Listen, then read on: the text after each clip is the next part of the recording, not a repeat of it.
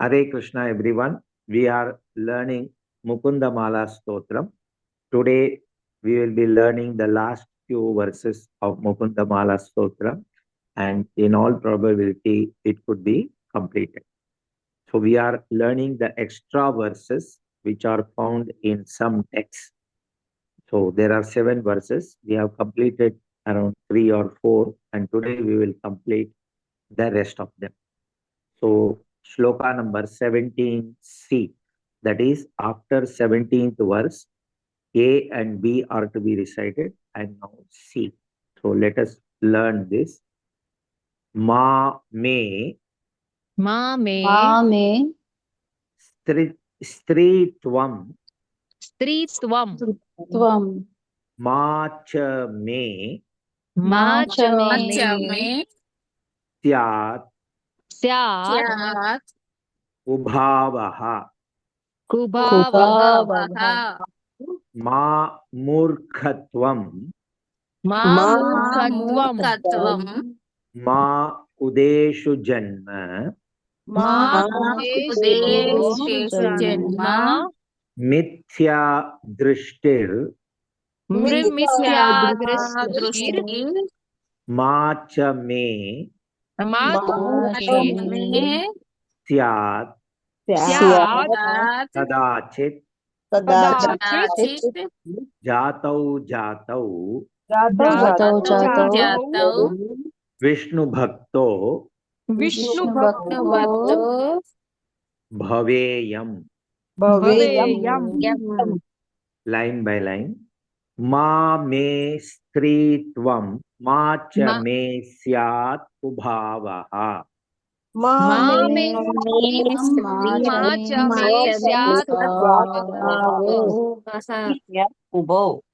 मा उभावः बोलना है. Some of them did not say, just note it down. मा मूर्खत्वं मा कुदेषु जन्म माँ मूर्खत्वं मा कुदेषु जन्म मिथ्या दृष्टिर मा च मे स्यात् कदाचित् मिथ्या दृष्टि में स्यात् कदाचित् जातौ जातौ विष्णु भक्तो भवेयम् जातौ विष्णु भक्तो भवेयम् दो लाइन मा मे स्त्रीत्वं मा च मे स्यात् उभावः मा मूर्खत्वं मा उदेशेषु जन्म माँ में माँ च में स्यात् स्वभावः माँ मूर्खत्वं माँ उद्देशेषु जन्म मिथ्या दृष्टिर मा च मे स्यात् कदाचित् जातौ जातौ विष्णु भक्तो भवेयम् मिथ्या दृष्टि माँ च में स्यात् कदाचित् जातौ विष्णु भक्तो भवेयम् पूरा श्लोक मा मे स्त्रीत्वं मा च मे स्यात् उभावः मा मूर्खत्वं मा कुदेशेषु जन्म मिथ्या दृष्टिर्मा च मे स्यात् कदाचित् जातौ जातौ विष्णु भक्तो भवेयम् माँ में स्त्रीत्वं माँ च में स्यात् स्वभावः माँ मूर्खत्वं माँ उद्देशेषु जन्म मिथ्या दृष्टि माँ च में स्यात् कदाचित् जातौ विष्णु भक्तो भवेयम् Translation. Let me never take birth as a woman or in a wretched condition or as a fool or in a sinful country or bewildered by an untrue conception of life. Let me simply remain a devotee of Lord Vishnu, birth after birth. Let us learn line by line. माते श्रीत्वं मा च मे स्यात् कुभावः मामेस्त्रीत्वं त्वं मा च मे स्यात् कुभावः मामे स्त्रीत्वं मा च मे स्यात् कुभावः मामेस्त्रीत्वं मा च मे स्यात् कुभावः मूर्खत्वं मा कुदेशेषु जन्म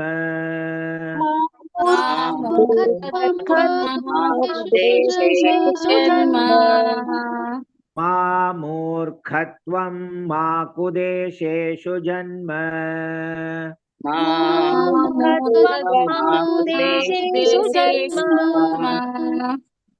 मृत्यादृष्टिर्मा च मे स्यात् कदाचित् मिथ्यादृष्टिर्मा च मे कदाचित् मिथ्यादृष्टिर्मा च मे स्यात् कदाचित् मिथ्यादृष्टिर्मा च मे कदाचित् जातौ जातौ विष्णुभक्तो भवेयम् जातो विष्णुभक्तो भवेयम् जातौ जातौ विष्णुभक्तो भवेयम् जातो विष्णुभक्तो भवेयम् दो लाइन मामे स्त्रीत्वं मा च मे स्यात् कुभावः मूर्खत्वं मा कुदेशेषु जन्म मामे स्त्रीत्वं मा च मे स्यात् कुभावः मूर्खत्वं मा कुदेशेषु जन्म मामे स्त्रीत्वं मा च मे स्यात् कुभावः मूर्खत्वं मा कुदेशेषु जन्म मामे स्त्रीत्वं मा च मे स्यात् कुभावः मूर्खत्वं मा कुदेशेषु जन्म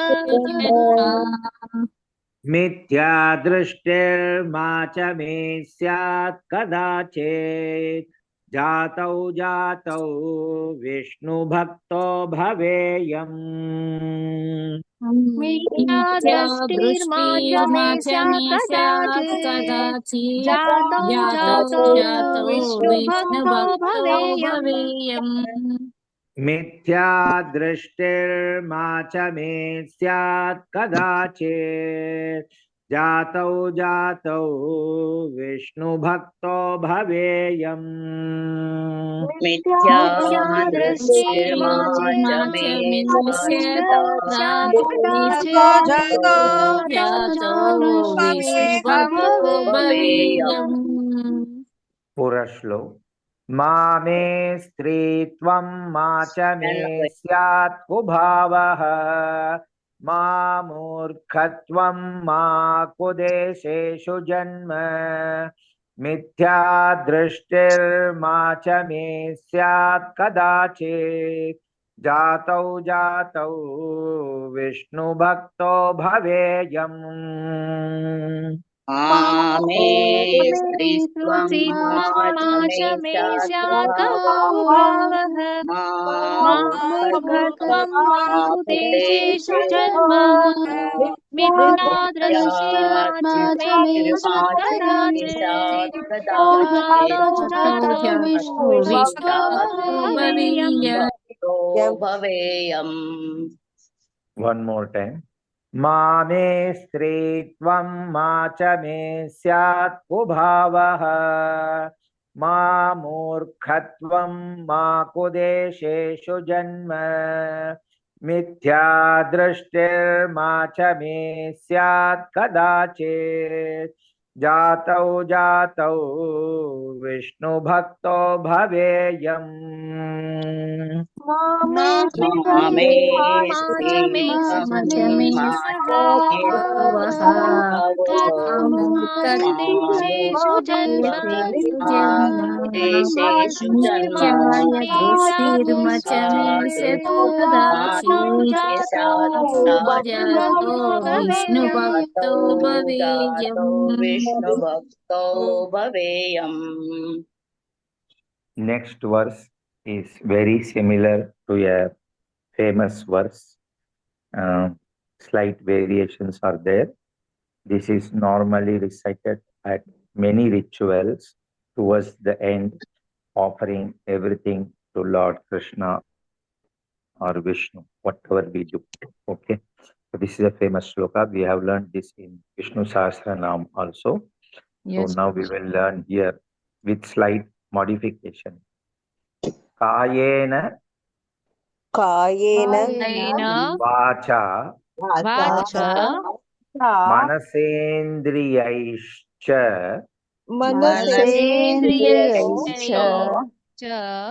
buddhyatmana vanusrutir swabhavat karomi yadyat sakalam parasmai narayanaayaiva samarpayami. Line by line. Kayena vacha manasaindriyaischa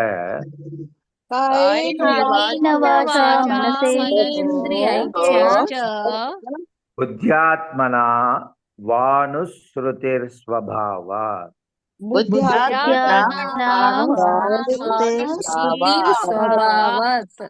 karomi yadyat sakalam parasmai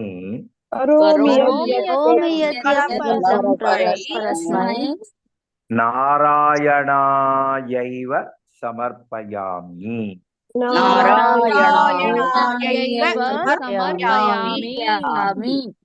Two lines. Kayena vacha manasendriyaischa buddhyatmana vanusrutir swabhavat. कायेन वाचा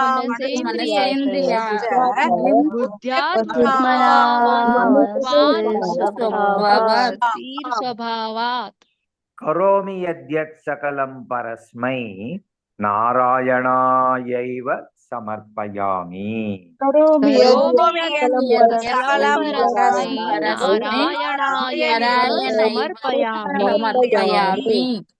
पूरा श्लोक.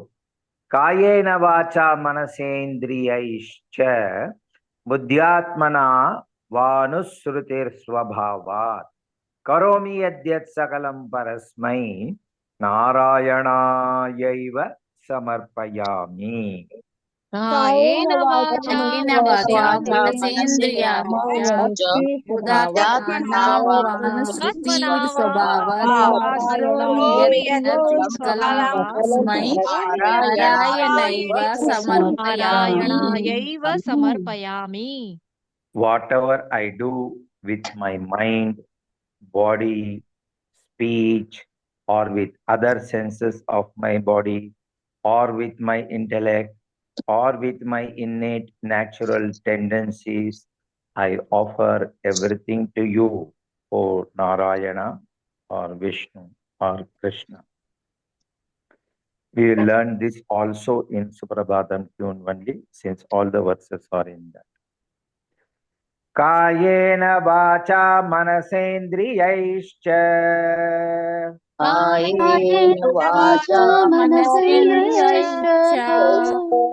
Kayena vacha manasendriyaischa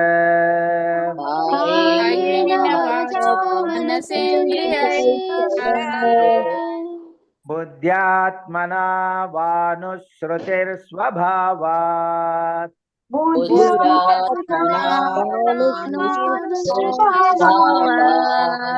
buddhyatmana vanusrutir swabhavat बुद्ध्यात्मनानुश्रुति स्वभावात् करोमि यद्यत् सकलं परस्मै करोमि यत् सकलं परस्मै करोमि यद्यत् सकलं परस्मै करोमि यत् सकलं परस्मै नारायणायैव समर्पयामि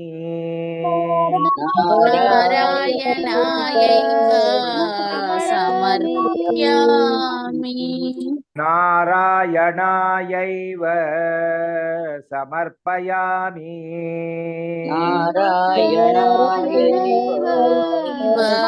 समर्पयामि two lines कायेन वाचा मनसेन्द्रियैश्च बुद्ध्यात्मना वानुस्मृतिर्स्वभावात् कायेन वाचा मनसेन्द्रियैश्च स्वभावात् कायेन वाचा मनसेन्द्रियैश्च बुद्ध्यात्मना वानुस्मृतिर्स्वभावात् कायेन वाचा मनसेन्द्रियैर्वात्मना वानुसृति स्वभावात् करोमि यद्यत् सकलं परस्मै नारायणायैव समर्पयामि करोमि यद्यत् सकलं परस्मै नारायणायैव समर्पयामि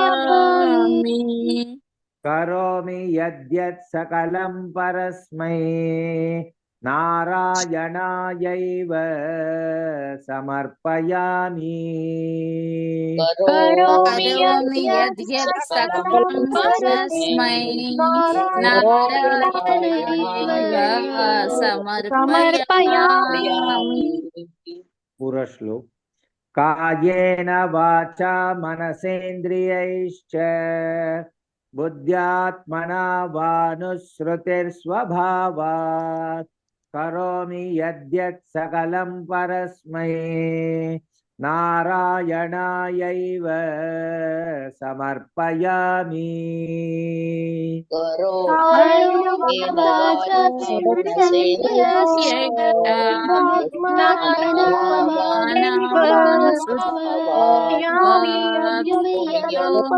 सकलं परस्मै नारायणायैव समर्पयामि One more time. कायेन वाचा मनसेन्द्रियैश्च बुद्ध्यात्मना वानुस्मृतिर्स्वभावात् करोमि यद्यत् सकलं परस्मै नारायणायैव समर्पयामि कायेन वाचा मनसेन्द्रियैश्च बुद्ध्यात्मना वानुस्मृतिर्स्वभावात् करोमि यद्यत् परस्मै नारायणायैव समर्पयामि 17e next verse यत् कृतं यत् करिष्यामि तत् सर्वं न मया कृतं तव्याकृतं तु फलभुक् त्वम् एव मधुसूदन लाइन बाय लाइन यत् कृतं यत् करिष्यामि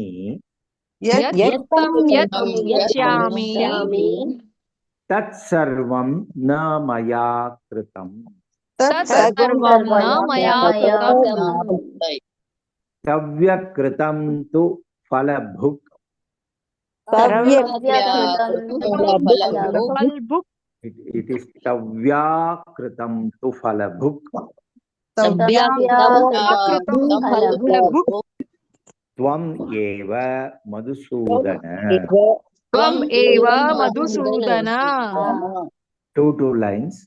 Yat kritam yat karishyami tat sarvam na maya kritam. यत्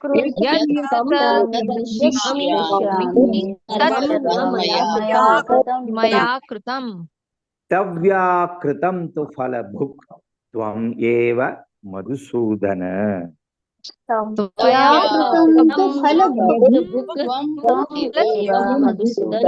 एव Madhusudan Purashlo. Yat kritam yat karishyami tat sarvam na maya kritam. Tavyakritam tu falabhuk. Tvam eva madhusudana. यत् करिष्यामि तत्सर्वं न मया कृतं तव्याकृतं तु फलभुक् त्वम् एव Madhusudan Falabhuk. Like that you open. Don't say falbuk. Okay. Now let us see the translation.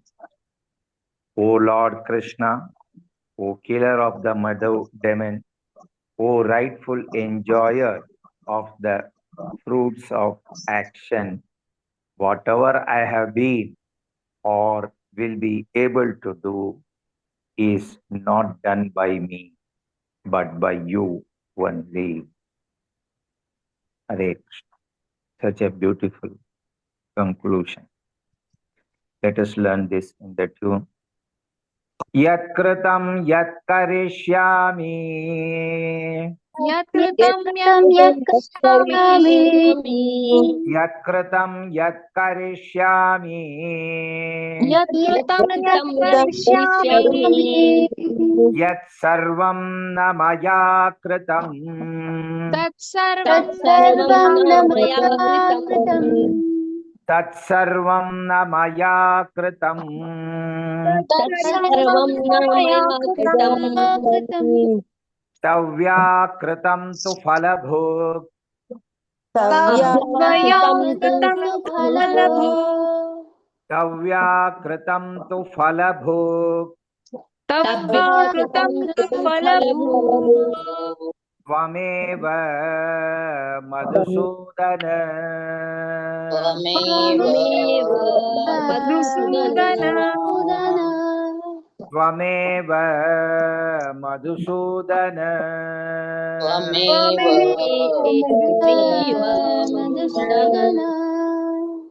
Two lines. Yat kritam yat karishyami tat sarvam na maya kritam. यत् कृतं यत् करिष्यामि तत्सर्वं न मया कृतं Yat kritam yat karishyami tat sarvam na maya kritam. यत् कृतं यत् करिष्यामि तत्सर्वं न मया कृतं Tavyakritam tu falabhuk. Tvam eva madhusudana. तव्याकृतं तु फलभुक् त्वम् एव Madhusudan Purashlo. Yat kritam yat karishyami tat sarvam na maya kritam. Tavyakritam tu falabhuk. Tavyakritam tu falabhuk. Tvameva madhusudana. यत् कृतं यत् करिष्यामि सर्वं न मया कृतं त्वया कृतं फलभुक् एव Madhusudan Third line will also be in the same tune of the first and second. Entire shloka one more time. Yat kritam yat karishyami tat sarvam na maya kritam.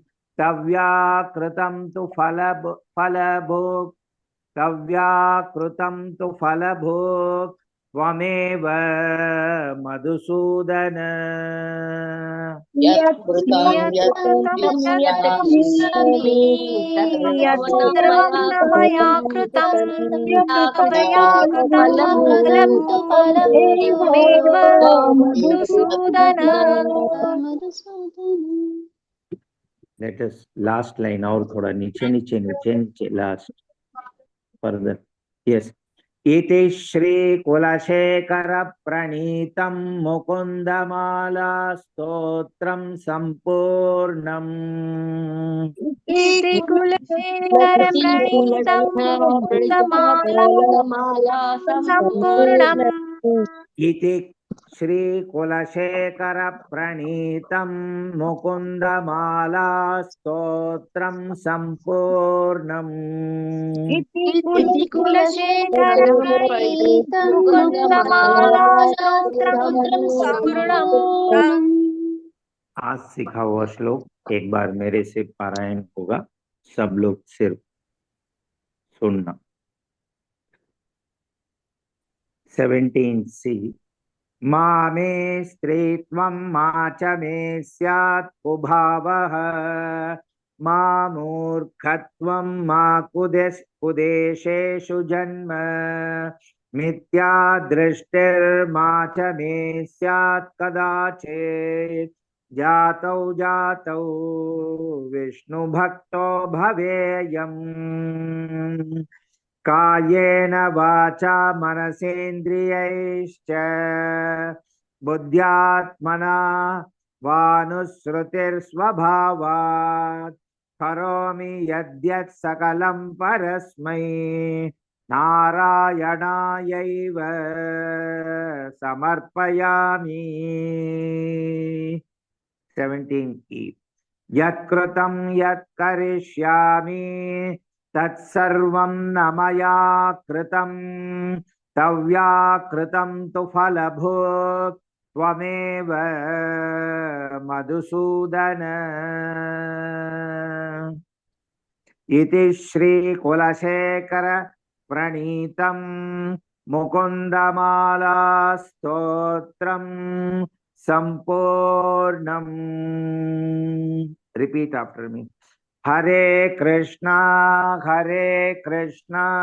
Krishna Krishna Hare Hare Hare Hare Krishna Krishna Krishna Krishna Hare Hare Hare Hare Ram